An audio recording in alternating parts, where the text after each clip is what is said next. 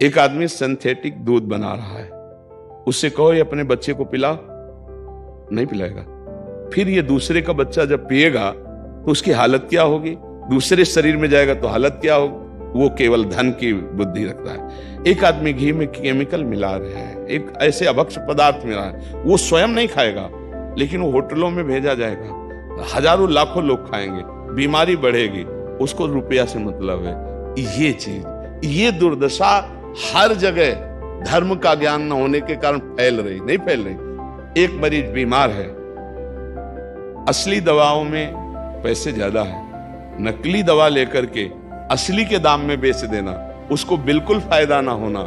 लेकिन परमात्मा देख रहा है, तुम जानते हो नकली दवा है, वो तो नहीं जानता बेचारा, ज्यादा पढ़े लिखे नहीं, किसान आदमी गांव का आया है, तुमने दे दिया और उसने पैसा दिया असली के।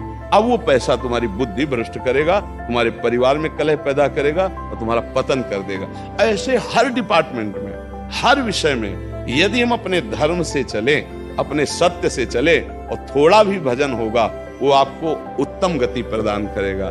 पर ऐसा कहां समझ में आ रहा है? अध्यात्म के बिना भला ऐसा समझ में आएगा? तो इसीलिए कह रहे हैं हमारे देश की दुर्दशा हो गई। पूर्वजों में पहले यह था कि हमारा धर्म नहीं जाना चाहिए चाहे प्राण चले जाए, हमारा चरित्र नहीं जाना चाहिए चाहे सर्वस्व नष्ट हो जाए। आज इसकी कोई परवाह नहीं, तो उसी से बुद्धि भ्रष्ट हो जाती है, जीवन एक पशुवत आचरण वाला हो जाता है और वो अपने को बड़ा सुखी समझने लगते हैं कि हमारे पास बड़ा वैभव है। लेकिन प्यारे, उस दिन को याद करो जिस दिन तुम्हारा आखिरी समय होगा, ना तुम्हारा फार्म हाउस जाएगा, ना महल तुम्हारा जाएगा, ना बैंक बैलेंस जाएगा, ना कोई व्यक्ति और ना ये शरीर। अब तुम्हारे कर्म तुमको भोगवाएंगे। उस समय की कौन याद करता है? अगर उस समय की याद हो तो भय लग जाए कि नहीं नहीं, पाप नहीं करूंगा, क्योंकि जाना है यहां से। अच्छा, कब जाना कुछ पता नहीं, किसी भी समय ट्रांसफर हो सकता है इस शरीर से। तो हमें लगता है कि महापुरुषों के जो वचन है कि हमें एक नियम से जीवन जीना चाहिए, धर्म पूर्वक जीवन जीना चाहिए, अपने कर्तव्य का पालन करना चाहिए। जो हमारे लिए कर्तव्य, आज प्रायः धन प्रधान बुद्धि होने के कारण कर्तव्य स्वाहा हो रहा है। एक विद्यालय में विद्यार्थी के लिए जो गुरु पद में बैठा है, उसका क्या कर्तव्य है? वो अपने कर्तव्य को भूला हुआ है। भला छोटे छोटे विद्यार्थियों को, जिनकी नींव पूरे राष्ट्र सेवा में, समाज सेवा में ये बन सकते हैं, अगर उनको हम सही शिक्षा नहीं दी तो उनका पूरा जीवन बर्बाद हो जाएगा। अगर उनको हम गलत सपोर्ट कर दिए तो उनका पूरा जीवन बर्बाद, क्योंकि नया जीवन है। और जगह जगह अपने अपने कर्तव्यों का यदि पालन किया जाए तो पूरा समाज सुखी हो जाए। लेकिन कर्तव्यहीनता आ रही, कोई अपने कर्तव्य को नहीं समझ रहा है। तो यही बात महापुरुष जनों को दुख लगता है कि अगर सब अपने कर्तव्य का पालन करें, धर्म का पालन करें, भगवान का नाम जप करें तो सब सुखी हो जाए। सुख सब चाहते हैं और आचरण दुख वाले करते हैं, इसीलिए सुख नहीं मिल रहा है, परिणाम में हमें दुख मिल रहा है। सच्ची मानना, वो रुपया पूरे परिवार में अशांति पैदा कर देगा। और धर्म पूर्वक 100 रुपया लाओगे, 4-5 परिवार के बैठ के नमक रोटी खाओगे, आनंद से सोओगे, बड़ा प्यार रहेगा, भगवान की कृपा रहेगी। पर ये बात समझ में नहीं आती है। तो ये वृत्ति अगर छोड़ी ना जाएगी तो कुछ भी कर लो, कहीं भी दान पुण्य कर लो, लाभ नहीं मिलेगा। अगर दान देने की बात कही गई है तो धर्म पूर्वक कमाए हुए धन से। अगर आप मेहनत से कमाए हो ना, 10 रुपया दे दोगे ना, तो 10 रुपये का वो आटा ला के अगर 2 रोटी खाएगा तो खूब वजन होगा। वो आप 1 लाख रुपया बेईमानी कर रख दोगे ना, तो बैठे बैठे वो गंदा ही सोचेगा, भजन नहीं होगा।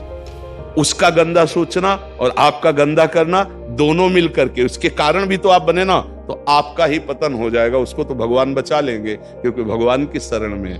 तो मुझे लगता है अधर्म के धन से कभी किसी को लाभ नहीं मिलता। तो अपने कर्तव्य का पालन करते हुए यदि नाम जप किया जाए तो बहुत जल्दी हमको लाभ प्राप्त हो जाएगा। बहुत सुंदर, मतलब ये चर्चा होती है, अगर आप लोग इसको धारण कर ले तो निहाल हो जाएंगे। सच्ची कह रहे, ये जो बातें हैं ये बहुत सुंदर जीवन को पुष्ट करने वाली हैं, पर आप धारण कर लें तो बात है।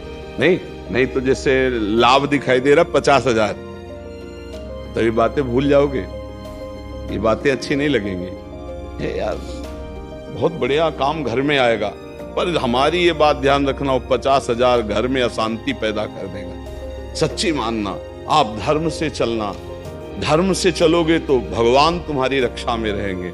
अधर्माचरण, देखो कैसी कैसी घटनाएं होती हैं। बढ़िया कार है, फिल्मी गाना लगाए चल रहे, और वो एक्सीडेंट हुआ, आग लग गई, बाहर निकल ही नहीं पाए, वो अंदर ही जल गए।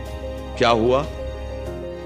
ये करोड़ों रुपए की कार भूंज दिया तुमको, अंदर ही बैठा दिया, धू धू करके आग लग गई, अंदर जल।